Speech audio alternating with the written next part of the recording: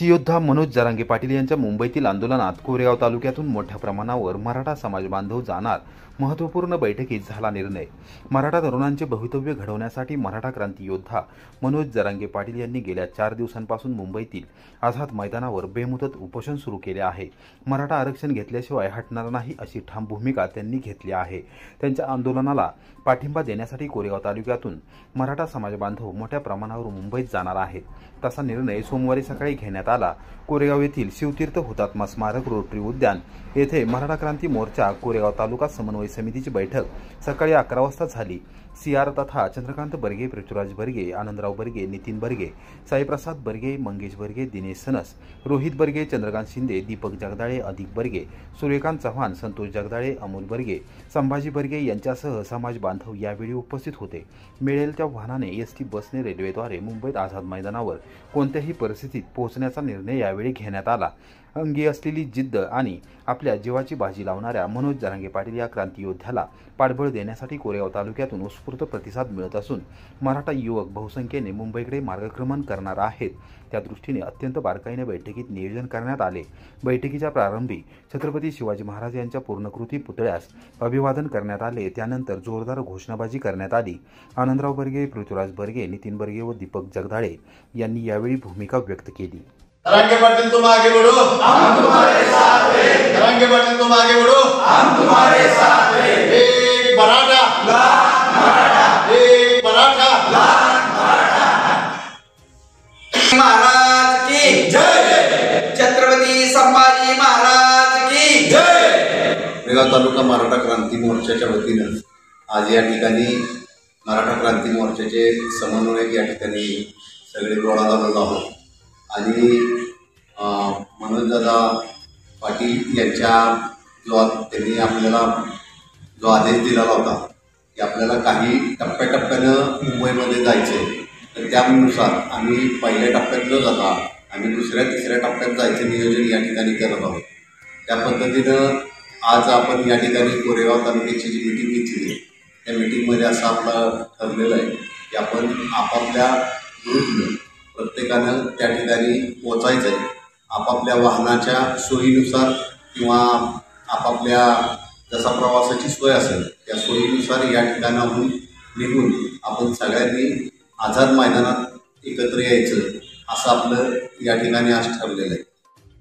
संघर्ष योद्धा मनोज जरांगे पाटील यांचे राष्ट्रवादी काँग्रेस शरदचंद्र पवार पक्षाचे प्रदेशाध्यक्ष आमदार शशिकांत शिंदे यांनी मुंबईत आंदोलनस्थळी भेट घेतली।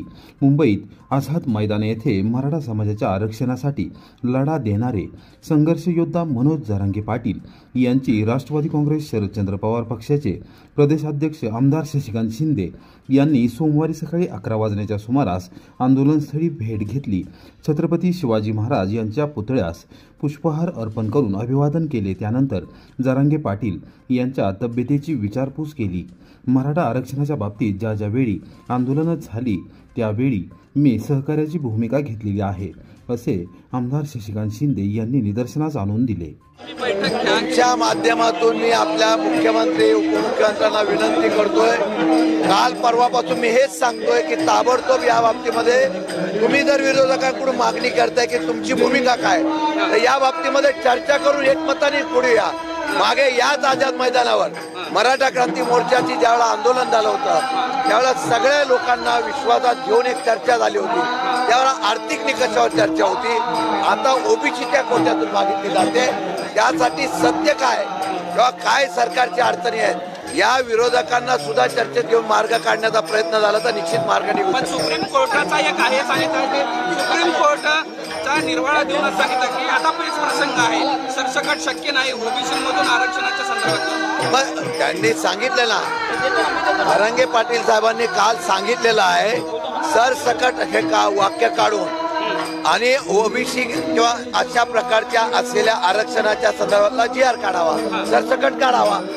जर सुप्रीम कोर्टाने त्याच्याप्रमाणे हरकत घेतली असेल तर सरसकट हा वाक्य काढून मराठ्यांना आरक्षण देऊ शकतो अशा प्रकारचं वाक्य टाकून करावं। सरकार ऍक्टिव्ह होत आहे, चर्चा करत आहे, बैठक घेत आहे, तुम्ही विरोधी पक्ष म्हणून सरकारला भेटणं किंवा त्या संदर्भात काहीतरी ऍक्टिव्ह होणं गरजेचं आहे। आम्ही सरकारला ताबडतोब चर्चा करावी अशी मागणी केलेली आहे. सरकारने आम्हाला बोलवलं तर राज्याच्या मुख्यमंत्री उपमुख्यमंत्री मुख्यमंत्र्यांना आम्हाला निश्चितपणाने चर्चा करून मार्ग काढण्यासाठी आम्ही तयार आहोत. ओबीसीची बैठक सुद्धा होते. छगन भुजबळ आणि सगळ्या ओबीसीच्या माझं म्हणणं असं आहे की तणाव वाढू नये. हा महाराष्ट्र आहे. या महाराष्ट्रामध्ये कोणी कोणाचा ओरबाडून खायची महाराष्ट्राची पद्धत नाही, परंतु ज्यांचा हक्क आहे त्यांना मिळावा यासाठी तणाव काढवण्यापेक्षा मार्ग काढण्याचा प्रयत्न करावा. ओबीसीतून द्यावं की न द्यावं, ओबीसीचं काय, ओबीसीतून द्यावं की नाही हा एक प्रश्न तुमच्याकडे सातत्यानं होतो का? काय ओबीसीतून द्यावं की न द्यावं पक्षाने? ओबीसीतून देण्याचं असेल तर ते कायद्याने टिकलं पाहिजे. त्यासाठी ओबीसीचा कोटा वाढवला पाहिजे. हे अधिकार केंद्राकडे आहे. राज्य सरकारने ताबडतोब त्याचा निर्णय घ्यावा आणि तशा प्रकारचा निर्णय घेतला तो ओबीसीतून आरक्षण द्यायला कुठेही अडचण येणार नाही. नेते येतात, सगळे भेटायला येतात, पत्र कोणी स्पष्ट करत नाही ओबीसीतून द्यावं का न द्यावं, द्यावं एवढंच म्हणतात. मी काय म्हणालो, द्यायचा अधिकार कोणाकडे आहे? सरकारकडे आहे. आमची चर्चेला तयारी आहे. आम्हाला बोलवून द्या. आम्ही बोलवल्यानंतर जे एकमताने येईल त्याला सर्वांनी समोर जाण्याचा प्रयत्न करू. पण चर्चेला बोलवण्याच्या ऐवजी आमच्याकडून अपेक्षा व्यक्त करतायत, त्यापेक्षा मागे जशी चर्चा झाली होती आंदोलनाच्या वेळेला तशा प्रकारची चर्चा करणं गरजेचं आहे. कोयना धरणाचे 6 दरवाजे पुन्हा एकदा 1 फुटाने उघडले. धोम बलकवडी धरणातून पाण्याचा वाढीव विसर्ग सुरूच. सातारा जिल्ह्याच्या पश्चिम भागात पावसाचा जोर वाढला आहे. धरणाच्या पाणलोट क्षेत्रामध्ये पावसाची संततधार असल्याने कोयना, धोम, बलकवडी यासह अन्य धरणांच्या पाणी पातळीत वाढ झाली आहे. कोयना धरणाचे सर्व 6 वक्र दरवाजे सोमवारी दुपारी 2 वाजता 1 फुटाने उघडण्यात आले असून त्याद्वारे कोयना नदी पात्रात 8,800 क्युसेस पाण्याचा विसर्ग केला जात आहे. पायथा विद्युत गृहाची दोन्ही युनिट सलग सुरू असून त्याद्वारे 2,100 क्युसेस पाणी सोडले जात आहे. एकूणच कोयना नदीमध्ये 10,900 क्युसेस पाण्याचा विसर्ग केला जात आहे. धोम बलकवडी धरण सद्यस्थितीमध्ये 100% भरले आहे. पाणलोट क्षेत्रात पाऊस वाढत असून धरणातील एवा वाढत असल्याने धरणातील पाणीसाठा नियंत्रित करण्यासाठी रविवारी दुपारी 1:30 वाजता सद्यस्थितीत नदीपात्रामध्ये सांडव्यावरून वाहणाऱ्या 1,150 क्युसेसमध्ये वाढ करून एकूण 2,284 क्युसेस विसर्ग नदीमध्ये सोडण्यात आला आहे. धोम बलकवडी धरणामधून सोडण्यात येणाऱ्या पाण्यामुळे कृष्णा नदीच्या पाणी पातळीत वाढ झाली आहे. नदी तीरावरील गावातील नागरिकांनी नदी पात्रात जाऊ नये. नदीकाठावरील ग्राम प्रशासन व संबंधित यंत्रणा यांनी नोंद घ्यावी असे आवाहन सातारा सिंचन विभागाच्या धोम बलकवडी धरण पूर नियंत्रण कक्षामार्फत करण्यात आले आहे. जिल्ह्यातील धोम, कन्हेर, उरमोडी, तारळी या धरणांच्या पाणी पातळीत देखील सातत्याने वाढ होत आहे. त्यामुळे पाणी पातळी नियंत्रित करण्यासाठी या धरणांमधून पाण्याचा विसर्ग केला जाऊ शकतो अथवा वाढवला जाऊ शकतो असे सिंचन विभागामार्फत स्पष्ट करण्यात आले आहे. मराठा मोर्चाला विरोध. फलटणमध्ये ओबीसी समाजाचा एल्गार. पुणे पंढरपूर पालखी महामार्गावर रास्ता रोको आंदोलन.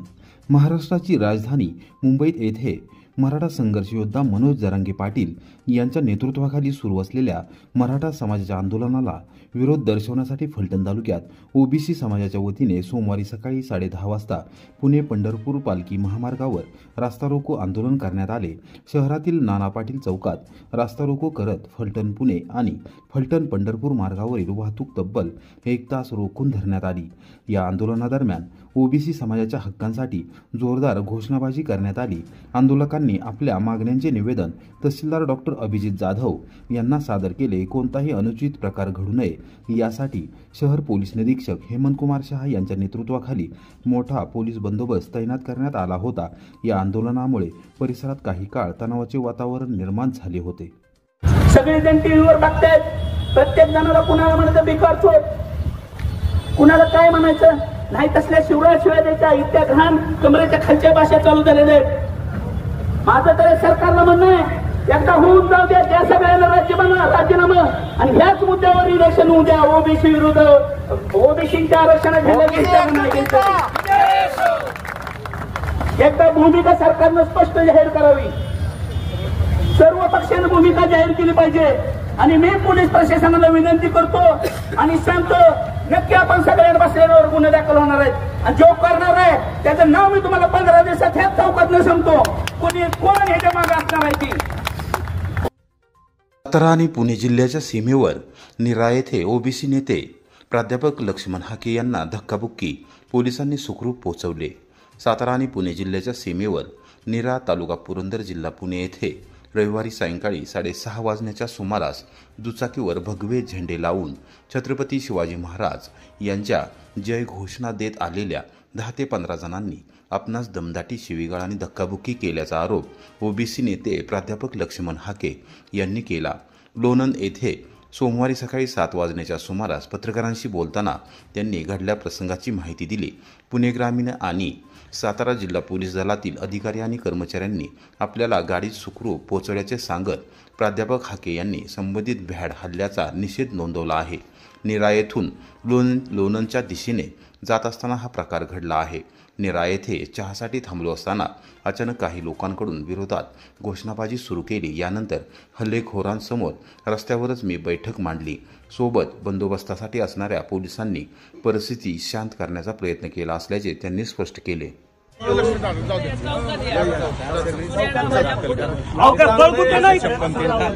शिवाजी महाराज आमचे चुकीचं रोडवर चाललोय आणि हे घोषणा देत आहे। पळ कुठे नाही बघू मारतील का काय आपल्याला? अरे काय पळ कुठे नाहीत आम्ही मग असं कशाला देत आहे? अरे असं अडवणं हे करणं बरोबर आहे का? अरे असं अडवणं बरोबर आहे का? अरे आम्ही कधी अडवलं का तुम्हाला? छत्रपती शिवाजी महाराज, छत्रपती शिवाजी महाराज, छत्रपती शिवाजी महाराज, छत्रपती शिवाजी महाराज।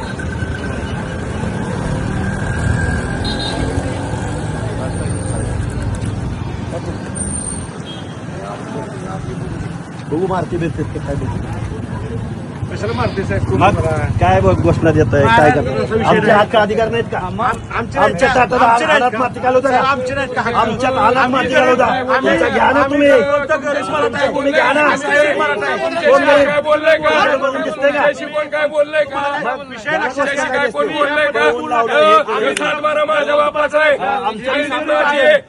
माझ्या बापाचा आहे। अशा पद्धतीने जाऊ शकत नाही।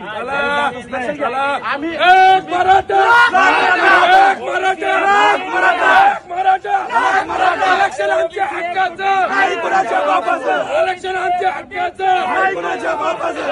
एकजुटीचा विजय असो।